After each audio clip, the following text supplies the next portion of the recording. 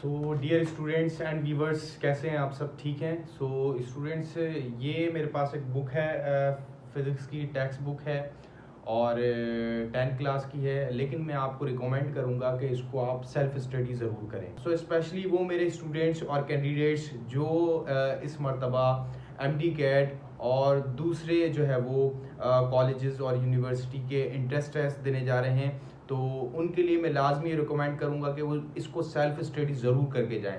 इसमें बहुत सारे की पॉइंट्स हैं और बहुत प्रिसाइज तरीके से जो है वो टॉपिक को लिखा गया है, जो कि आपको बहुत ज़्यादा जो है वो हेल्पफुल रहेगा। जो एमसीक्यूज आते हैं उसको सॉल्व करने के लिए बहुत ज़्यादा हेल्पफुल रहेगा। सो इजी टू लर्न है और इजी टू अंडरस्टैंड है। इसको आप ज़रूर पढ़ें और ज़रूर सेल्फ स्टडी करें। So thank you so much. So students, इतना ही आपको कहना था। अपना बहुत सारा ख्याल रखें और टेस्ट की